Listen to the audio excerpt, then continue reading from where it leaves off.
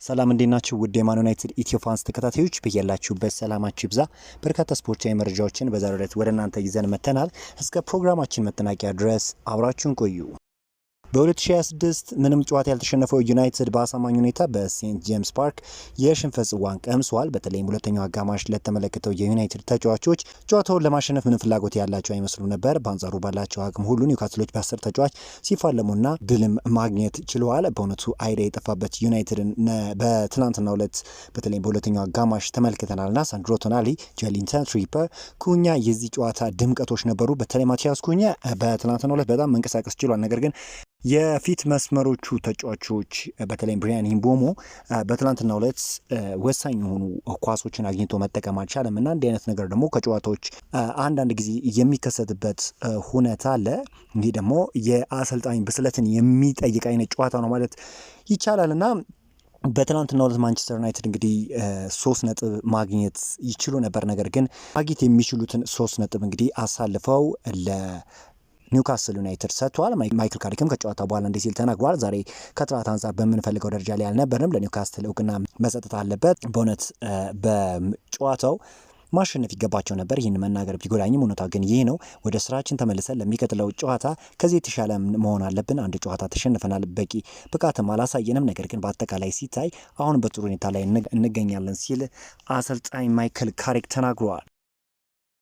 ብሩኖ ፈርናንዴዝ በዚህ የውድድር ዘመን በፕሪሚየር ሊጉ እስካሁን 14 አሲስቶች ማድረግ ችለዋል። በአንድ የውድድር ዘመን በታሪክ ከፍተኛ የሆነውን የአሲስቶች ክብረ ወሰን ለመጋራት በቀሪዎቹ 9 ጨዋታዎች 6 ተጨማሪ አሲስቶች ብቻ ያስፈልጉታል። በአሁኑ ወቅት ይህንን ክብረ ወሰን በጋራ የያዙት ቴሪ ኦነሪ በአርሰናል ቤትና ኬቪን ዴብሮይን በማንቸስተር ሲቲ ቤት ቆይታቸው ሲሆን ብሩኖ በቀሪው አጭር ጊዜ ውስጥ ይህንን ውጤት በማምጣት ስሙን ታላላቅ ተጫዋቾች ተርታ ለመሰለፍ ከፍተኛ ጥረት እያደረገ ይገኛል። በየጨዋታው በጣም ድንቅ የሚባሉ እንቅስቃሴዎችን እያስመለከተ ዩናይትድ እንግዲህ ነጥብን ይዞ እንዲወጣ እየረዳ ይገኛልና በትላንትናው ዕለትም እንዲሁ ደግሞ አሲስት ማስመዝገብ ችሏል። ካርሎ አንቸሎቲ፣ ቶማስ ቱዌል የማንቸስተር ዩናይትድ አሰልጣኝ የመሆን እድል የላቸውም። ሁለቱም ከዓለም ዋንጫው በኋላ በብሔራዊ ቡድን አሰልጣኝነት ስራቸው ላይ እንደሚቆዩ ይጠበቃል። በአሁኑ ሰዓት ሮበርቶ ዲዘርቢ፣ ናግልስማንና ሮበርቶ ማርቲኔዝ በውስጥ ውይይት እየተደረገባቸው ያሉ ስሞች ናቸው። ሞሪዚዮ ፖቼቲኖና ኬራ ማኬና በአመራር ዘንድ ቢደነቁም ለቦታው ግን ቀዳሚ እጩዎች ይሆናሉ ተብሎ አይጠበቅም ሲል ታማኙ የዜና አውታር ቤን ጃኮብ ዘግቧል። በተለይም እንግዲህ ማይክል ካሪክ በአሁኑ ወቅት ለማንቸስተር ዩናይትድ ቋሚ አሰልጣኝ ቦታ ቀዳሚ እጩ ይሆናል ብዬ አላምንም ሲል ቤን ጃኮብ ዘግቧል። እና ማንቸስተር ዩናይትድ በክረምቱ አዲስ አሰልጣኝ ለመቅጠር ከወዲሁ ዝግጅት እያደረገ ይገኛል እና ለማንቸስተር ዩናይትድ ይሆናሉ የሚላቸውን አሰልጣኞች ከወዲሁ እየተመለከተ ይገኛል።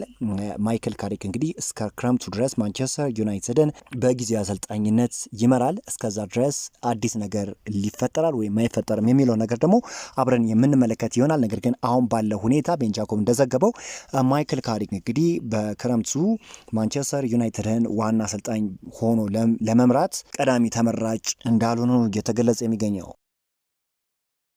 ማንቸስተር ዩናይትድ፣ አርሰናልና ቼልሲ 18 ዓመቱን የፉልሃም የመሃል ተከላካይ ሳሙኤል ኤሚሳን ለማስፈረም ፍላጎት አላቸው ተብሏል። ኮንትራቱ ክረምት ላይ ስለሚጠናቀቅ የፉልሃሙን አካዳሚ በአነስተኛ የካሳ ክፍያ መልቀቅ ይችላል። ይሄ ተጫዋች በጣም ጥሩ እንቅስቃሴን በማስመልከቱ ነው እንግዲህ ማንቸስተር ዩናይትዶች ተጫዋቹ ላይ አይናቸውን የጣሉት። የሁስኮርድ የካቲት የወሩ ምርጥ 11 ይፋ ሲደረግ ከማንቸስተር ዩናይትድ ዳሎትና ካዝሜሮ ተካተዋል። ዲያጎ ዳሎ በተለይ በማይክል ካሪክ የአሰልጣኝነት ጊዜ ጥሩ የሚባል ጊዜን እያስመለከተን ያለ ተጫዋች እንደሆነ ይታወቃል። በጣም ከዚህ በፊት ከነበረው እንቅስቃሴ አንጻር የተሻለ ነገርን እያስመለከተ ይገኛል እና በዚህም ምክንያት ተጫዋቹ እንግዲህ የካቲት ወር ምርጥ 11 ውስጥ መካተት ችለዋል። ሌላኛው ማንቸስተር ሲቲ ኤሊዮት አንደርሰንን ለማስፈረም የሚያደርጉትን ጥረት ለማሳደግ ተዘጋጅቷል። ተጫዋቹ ከማንቸስተር ዩናይትድ ይልቅ እነርሱን እንደሚመርጥ ያምናሉ ተብለዋል። በተለይም ዩናይትዶች ኤሊዮት አንደርሰን እንግዲህ ወደ ዩናይትድ የማይመጣ ከሆነ ፊታቸውን እንግዲህ ወደ ሳንድሮ ቶናሊ ያዞራሉ ተብሎ ይጠበቃል። በትናንትናው ጨዋታ ላይ መመልከት ወይም ማስተዋል ችላችሁ ከሆነ ተጫዋቹ ምን ያህል ፖቴንሻል እንዳለው፣ ምን ያህል አቅም እንዳለው ዩናይትድ እንደዚህ አይነት ሚድፊልደር ነው የሚያስፈልገው። በቃ ብዙ የሜዳውን ክፍል መሸፈን የሚችል አይነት ተጫዋች ዩናይትድ እንደሚያስፈልገው ከዚህ በፊት መመልከት ችለናል እና በተለይም በሚድ ቴብል ክለቦች ዩናይትድ ዶሚኔት ሲደረግ እናያለን። የመሀል ክፍሉ ደግሞ ሊጠናከር እንደሚገባ ከዚህ በፊትም ደጋግሜ ስናገር ነበርና በኒውካስትል ዩናይትድን በትናንትናው ዕለት እንግዲህ በመሀል ክፍል ዶሚኔት የተደረገውን ዩናይትድ ነው ያየ ነው እና ዩናይትዶች እንግዲህ በክረምቱ የዝውውር መስኮት ሊያስቡበት የሚገባው ጉዳይ የመሀል ክፍል ነው። ካዝሜሮ እንግዲህ በማንቸስተር ዩናይትድ የመጨረሻ የውድድር ዘመኑ ከመሆኑ አንጻር ዩናይትዶች እንግዲህ ያለ ጥርጥር አንድ ወይም ሁለት የመሀል ክፍል ተጫዋች እንደሚያስፈርሙ ጥያቄ የሌለው ጉዳይ ነው። ታዲያ ሳንድሮ ቶናሊ ወደ ዩናይትድ የሚለው ነገር የማይቀር ጉዳይ እንደሆነ ታማኝ የሚባሉ የዜና አውታሮች እየጠቆሙ ይገኛሉ። ሳንድሮ ቶናሊ ባይሳካኳል ሌላ የመሀል ክፍል በጣም ጠንካራ የሆነ ተጫዋች ወደ ዩናይትድ ይመጣል ተብሎም ይጠበቃል። ከዛ ውጭ እንግዲህ ማንቸስተር ዩናይትድ የያን ዱማንዴን ጉዳይ እየተከታተለ ይገኛል። በተደጋጋሚ እንግዲህ መልማዮች ልኳል። ተጫዋቹ በዩናይትድ የግራ መስመር የማጥቃት ስፍራ ዋነኛ ኢላማዎች መካከል አንዱ ነው። ከማንቸስተር ዩናይትድ በተጨማሪ እንግዲህ ሊቨርፑሎችም የተጫዋቹን ሁኔታ በቅርበት እየተከታተሉት እንደሆነ ነው እየተገለጸ የሚገኘው። ተጫዋቹ በጣም ፖቴንሻል ያለው ዩናይትዶች በተለይም በክንፍ መስመር ቦታ ላይ ስኳድ ዴፕሳቸው ይህን ያህል ሰፊ አይደለም እና ሊያንድሮ ገርናቾን ከመሸተኛታቸው አንጻርና አሁን ለሚከተሉት የአጫወት ቅርጽ ደግሞ ዩናይትዶች የክንፍ መስመር ተጫዋች ያስፈልጋቸዋል። ልክ እንደ ያን ዲዮማንዲ አይነትና ዩናይትዶች የተጫዋቹ ሁኔታ በቅርበት እየተከታተሉት እንደሆነ ታማኝ የሚባሉ የዜና አውታሮች እየገለጹት ይገኛሉ። የወርሃ የካቲት የፕሪሚየር ሊግ ምርጥ ተጫዋች እጩዎች በዛሬው ዕለት ይፋ ሲሆኑ ስሎቬኒያዊ ተጫዋች ቤንያሚን ሼሽኮ መካተት ችሏል። ቤንያሚን ሼሽኮ ጥሩ የሚባል እንቅስቃሴ ከጨዋታን እያስመለከተን ይገኛል። በትናንትናው ዕለትም የጎል ዕድል አልተፈጠረለትም እንጂ ተጫዋቹ በጥሩ ሁኔታ ሲንቀሳቀስ እንደነበር ማስተዋል ችለናል። እንዲሁም ከሌሎች የተሻለ ነገር ነው። እንዲሁ የነ ብሪያን ኢምቦሞን ኳስ አግኝቶት ቢሆን ኖሮ ወደ ጎል የመቀየር ዕድሉ እጅግ ሰፊ ነው ተብሎ ይጠበቅ ነበር። በትናንትናው ዕለት እንግዲህ ለጎል የተቃረቡ ኳሶችን አባከነ የሚባለው ብሪያን ኢምቦሞ ነው። ሁሉም ጥረት አድርጓል። በተለይም የኒውካስትል ዩናይትድ በረኛ ራምስዴል የትላንትናው ጨዋታው እንግዲህ በጣም ምርጡ ጨዋታው ነበርና በደንብ ሲንቀሳቀስ እንደነበረ ማስተዋል ችለናል።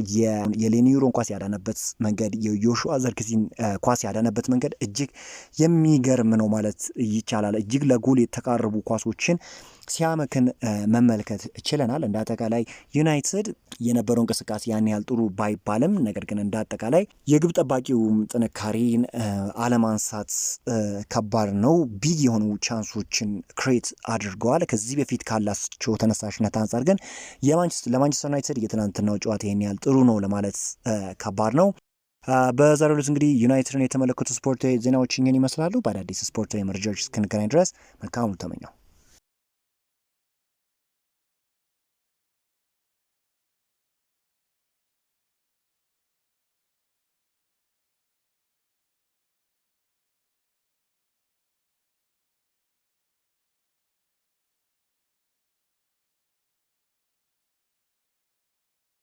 ዜናዎች ይህን ይመስላሉ። በአዳዲስ ስፖርታዊ መረጃዎች እስክንገናኝ ድረስ መልካም ሁሉ ተመኘው።